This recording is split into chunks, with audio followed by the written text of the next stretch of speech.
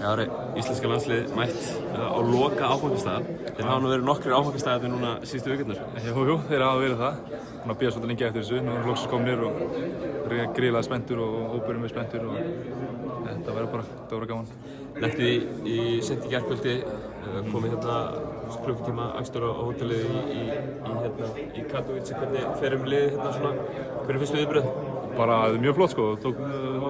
Hótelið tók vel mót okkur og staffið hérna á flugvöllunum. Svo er eitthvað alls konar að gera á hótelinu, þannig að mér líst bara mjög vel á það og mjög spenntur og það er bara, ég er alltaf að hvíla þetta.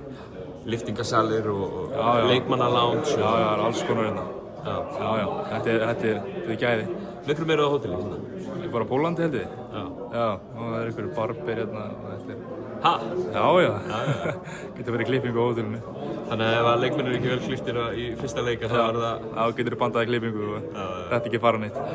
Fyrir maður að leiknum, nú hefur hérna, stórumanna rotationi sem við fáum að sleppa. Það hefur minnkað náttúrulega með því að Haukur Helgi dytti út. Sérðu fyrir þér auknar mínútur og álag í þessum leikinu? Já, algjörlega sko. Ég er bara ready fyrir hvað sem er sko. Bara gerum allar besta og best fyrir liðið og svo býð ég bara eftir hvað þjálfarnir vilja ég geri og svo bara spila með besta leik og þá vona best að vinna bara allar besta leiki. Þú ert búinn að vera í þessu liði núna í hvað, rúmt 2 ára, ekki? Jú. Hvernig hvernig eru þeir sem kannski eldri eru búin að fara 1 eða 2 svona stórmót, svona lokamót? Hverju eru þeir að miðla til ykkar sem hafa ekki komið í það? Bara, vera við sjálfur, skilur. Ekki fara of hátt og þetta get gaman, segja þér sko. Þannig að ég er bara rosa spenntur fyrir þessu og ég vona að þetta sé bara jafn gaman og þegar þeir upplifðu þetta.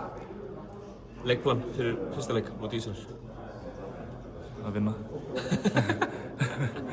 Kæra þakkir, Orri. Gangi ykkur. Takk.